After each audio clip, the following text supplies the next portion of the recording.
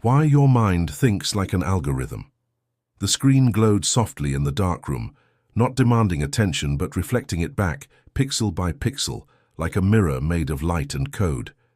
She sat there scrolling, her thumb moving in small circles, tracing patterns she didn't choose but somehow couldn't stop.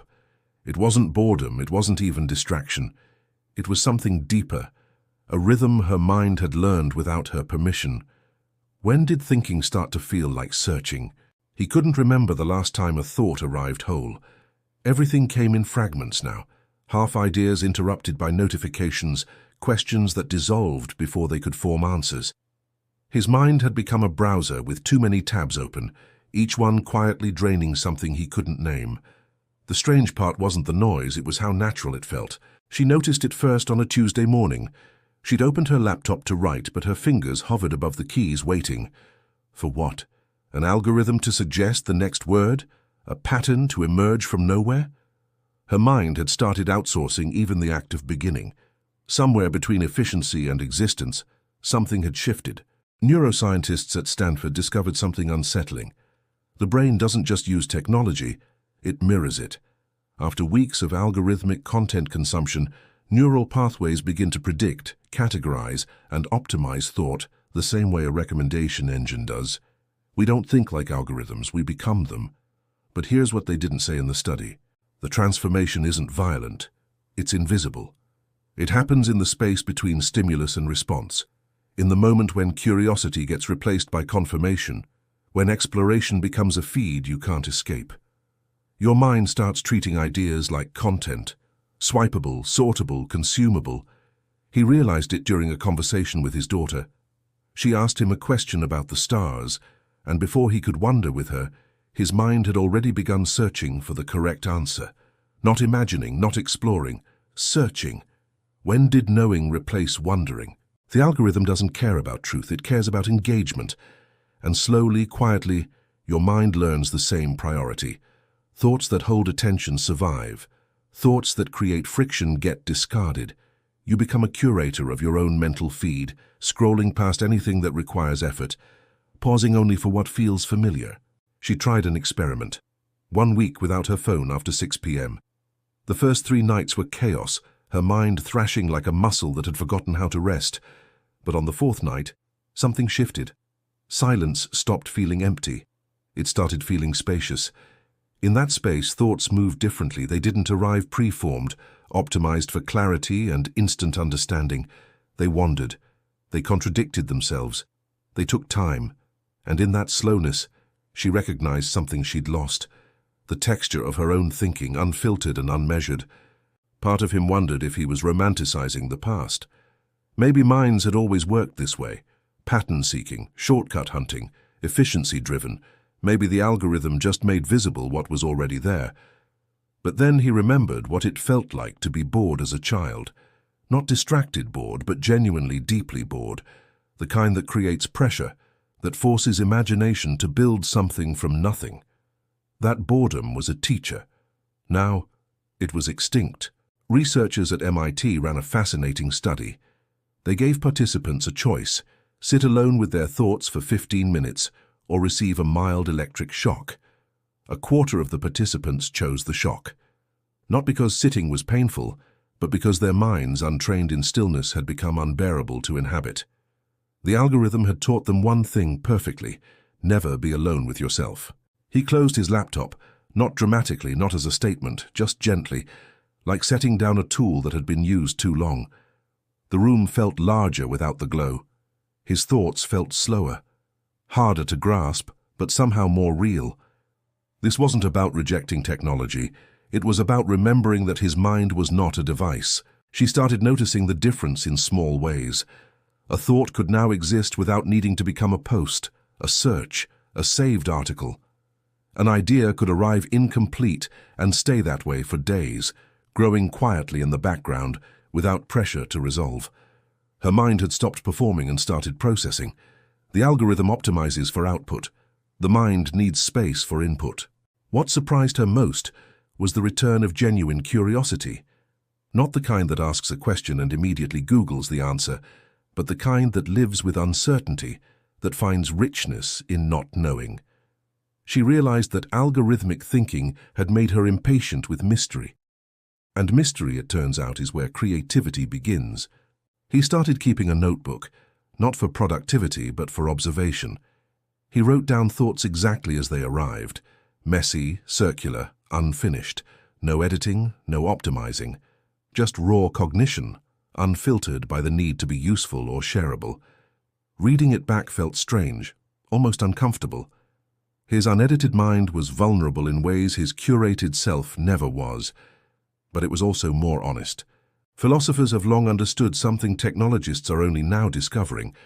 The structure of thought shapes the nature of consciousness. Descartes thought in linear proofs, Nietzsche thought in aphorisms, the Stoics thought in dialogues with themselves, and now a generation thinks in feeds, swipes, and search results. The medium becomes the mind.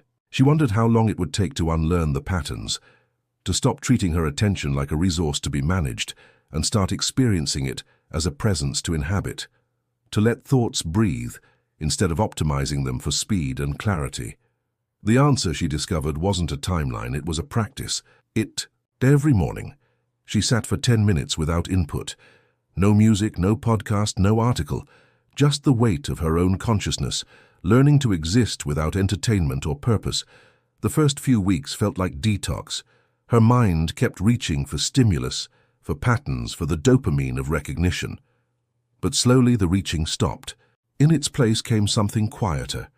Not enlightenment, not even clarity, just presence.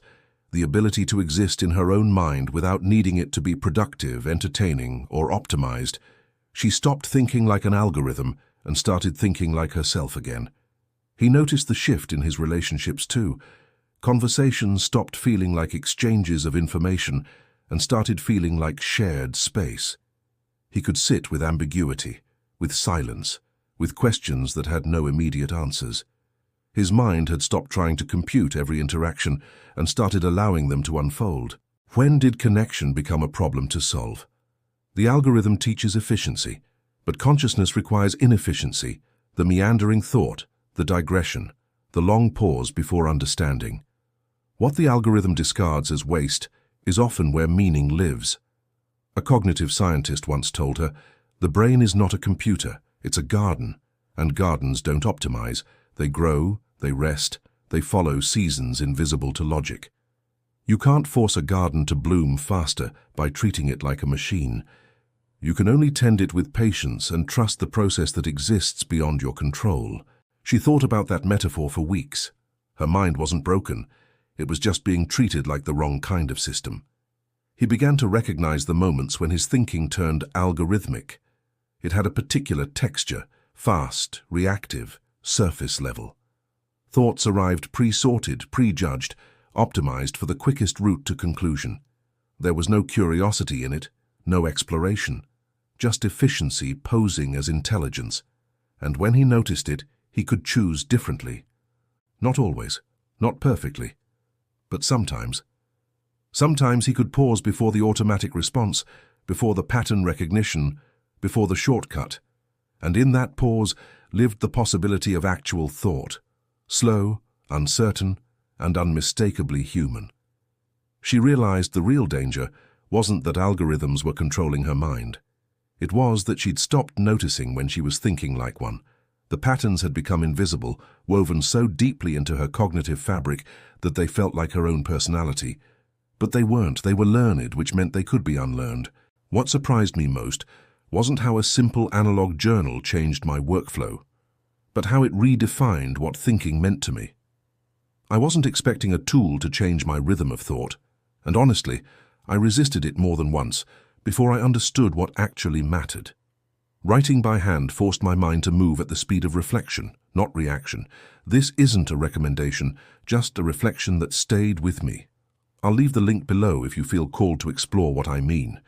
The cursor still blinked on the screen, but now it wasn't a metronome of anxiety. It was a reminder. Thoughts don't need to be instant. Understanding doesn't need to be optimized. Sometimes the most human thing you can do is let your mind wander without destination, without purpose, without the pressure to arrive anywhere at all. He looked at his daughter again, and this time when she asked about the stars, he didn't search for an answer. he wondered with her.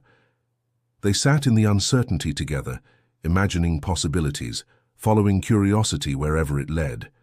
No algorithm could have predicted the conversation they had. No feed could have suggested where their thoughts would go. And that was exactly the point. She closed her eyes and felt her mind settle, not into silence but into its own natural rhythm.